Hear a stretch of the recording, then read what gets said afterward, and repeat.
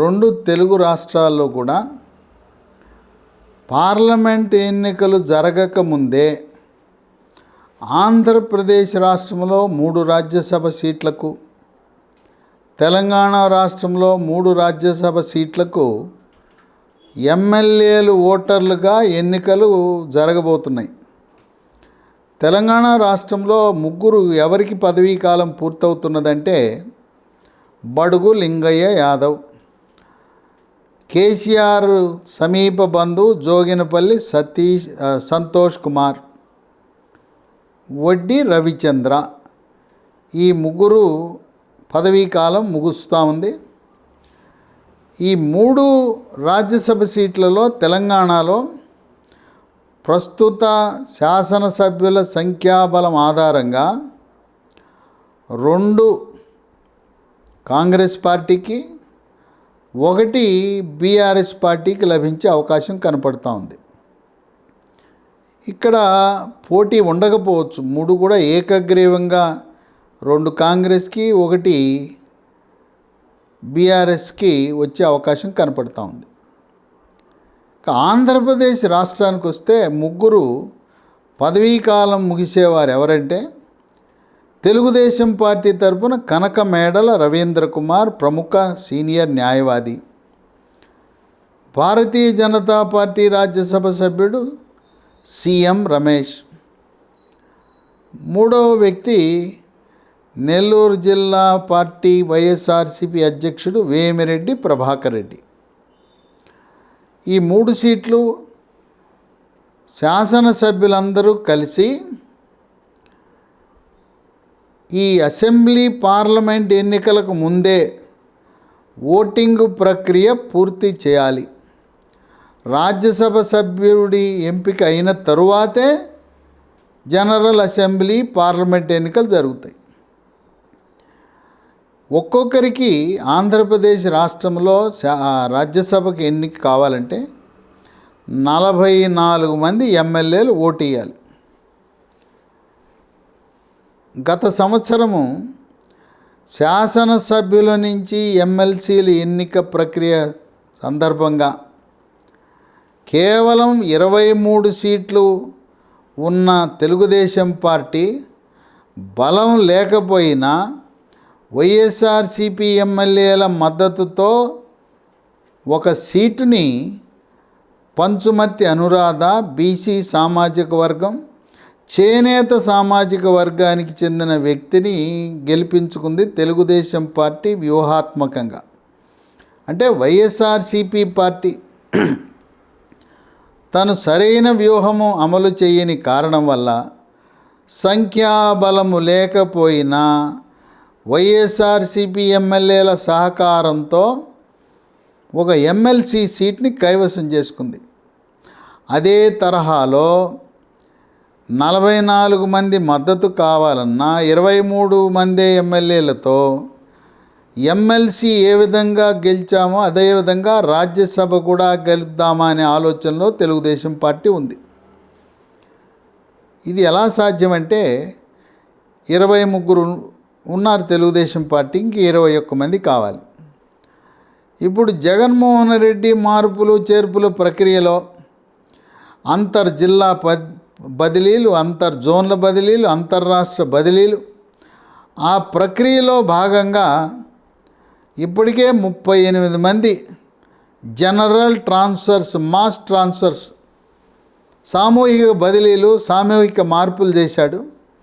ఆ సామూహిక మార్పులలో సీట్లు కోల్పోయిన వారు ఓటర్లే. వాళ్ళు జగన్మోహన్ రెడ్డిపై కోపంతో సీటు రాని ఎమ్మెల్యేలందరూ కూడా రాజ్యసభకు వైఎస్ఆర్సీపీ రాజ్యసభ ఆయన అభ్యర్థి కాకుండా తెలుగుదేశం అభ్యర్థికి ఓటేసే అవకాశాలు కనపడుతున్నాయి. ఎందుకంటే కొత్త శాసనసభ ఏర్పడే వరకు, శాసనసభ ఎన్నిక ఫలితాలు విడుదలయ్యే వరకు ప్రస్తుతం ఉన్న శాసనసభ్యుల యొక్క కాల పరిమితి ఉంటుంది. జగన్మోహన్ రెడ్డి ఆయన సీటు ఇవ్వకపోయినా ఆ నియోజకవర్గంలో వాళ్ళు ఎమ్మెల్యేలుగా కొనసాగుతారు. ఆంధ్రప్రదేశ్ రాష్ట్రంలో చంద్రబాబు నాయుడు వర్లరామయ్యకు సీట్ ఇస్తానని వాగ్దానం గతంలోనే ఇవ్వాల్సింది కొన్ని ప్రత్యేక కారణాల వల్ల ఇవ్వలేకపోయారు.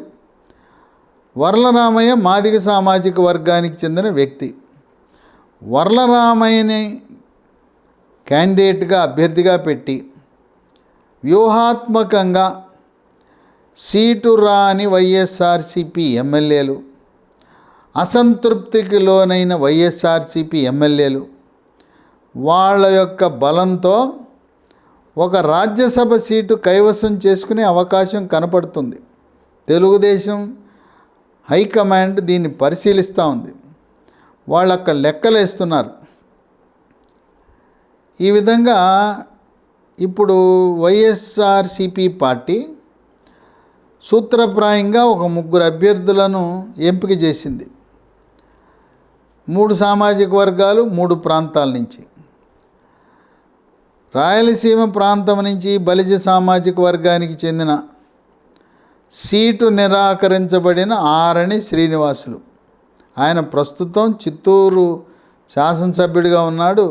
నువ్వు గెలవు, పీకే సర్వే ఓడిపోతావని చెప్పారు. నిన్ను రాజ్యసభకు పంపిస్తామని చెప్పి ఆయన్ని అక్కడ సీటు లేకుండా చేశారు. ఇక ఆంధ్ర ప్రాంతంలో జగన్మోహన్ రెడ్డి బాబాయ్ వైవి సుబ్బారెడ్డిని రాజ్యసభకు పంపాలని, ఉత్తరాంధ్రలో పాయకరావుపేటలో ఉన్న గొల్లబాబురావు ఎమ్మెల్యే, నువ్వు అక్కడ ఆమె తెలుగుదేశం పార్టీ మహిళా అధ్యక్షురాలుగా ఊపేస్తూ ఉంది. ఆమె వేగం ముందు, ఆమె కార్యకలాపాల ముందు, ఆమె స్పీడ్ ముందు నువ్వు ఆనలేవు, నువ్వు గెలిచే అవకాశాలు తక్కువని పీకే సర్వే చెప్పింది. అందుకని గొల్లబాబురావును కూడా రాజ్యసభకు పంపాలని ఆశిస్తున్నారు. ఇప్పుడు తెలుగుదేశం పార్టీ సంఖ్యాబలము లేకపోయినా అభ్యర్థిని ప్రతిపాదించి 10 మంది ఎమ్మెల్యేలు ఉంటే చాలు, 10 మంది ఎమ్మెల్యేలు సంతకం పెడితే రాజ్యసభకు నామినేషన్ ఫైల్ చేయొచ్చు. అందువల్ల తెలంగాణలో పోటీ జరిగే అవకాశం లేదు రాజ్యసభ సీట్లకు. ఆంధ్రప్రదేశ్లో తెలుగుదేశం పార్టీ మనం ఏ విధంగా ఎమ్మెల్సీ సీట్ని గెలుచుకుని ఒక బీసీ మహిళ చేనేత సామాజిక వర్గానికి చెందిన పంచుమతి అనురాధ, గతంలో ఆమె విజయవాడ నగర మేయర్గా కూడా గెలిచింది. అదేవిధంగా ఒక ఎస్సీ మాదిగ సామాజిక వర్గం తెలుగుదేశం పార్టీకి ఎల్లవేళలా అండగా ఉండేది ఆ మాదిగ సామాజిక వర్గం. ఎందుకంటే తెలుగుదేశం పార్టీ ఏబిసిడి అనే వర్గీకరణ చేయటము ద్వారా సామాజికంగా, రాజకీయంగా, ఆర్థికంగా, విద్యాపరంగా, ఉద్యోగపరంగా అన్ని రకాలుగా వెనుకబడిన మాదిగ సామాజిక వర్గానికి న్యాయం చేసింది తెలుగుదేశం పార్టీ, చంద్రబాబు నాయుడు. అందువల్ల ఆనాటి నుంచి కూడా చంద్రబాబు నాయుడు అంటే అతి సన్నిహితంగా, మక్కువతో మాదిగలు తెలుగుదేశం పార్టీలోనే ఉన్నారు. ఈ మధ్యకాలంలో మందకృష్ణ మాదిగ ప్రధానమంత్రి మోదీని హైదరాబాద్ పిలిచి మహాసభ పెట్టడం ద్వారా మాదిగలకు న్యాయం చేస్తాం, మీకు సమాన హక్కులు వచ్చేలా మేము చట్ట సవరణ చేస్తామని మోదీ చెప్పిన తర్వాత మాదిగలు బీజేపీ పార్టీకి కూడా బాగా సన్నిహితులయ్యారు. ఆ విధంగా వర్లరామయ్యని ప్రతిపాదించి వీళ్ళు వ్యూహాత్మకంగా పావులు కదిపితే ఇప్పటికి 38 బదిలీలు ప్రకటించారు. త్వరలో మూడవ జాబితా మొదటి జాబితా 11, రెండో జాబితా 27, మూడవ జాబితా 15 సభ్యులతో రెడీ అయింది, మార్పులు చేర్పులు. కానీ కొన్ని కారణాల వల్ల దాన్ని లిస్టు అధికారికంగా ప్రకటించకుండా ఉంచారు.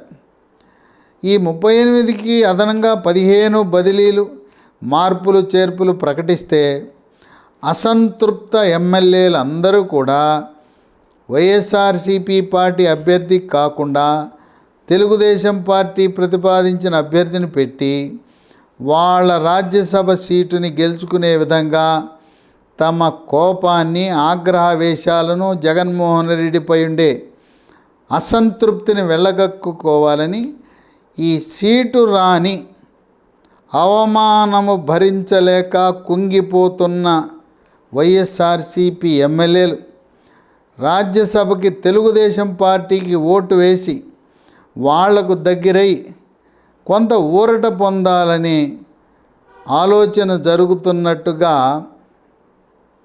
రాజకీయ వర్గాలలో ప్రచారం జరుగుతుంది. వేచి చూద్దాం.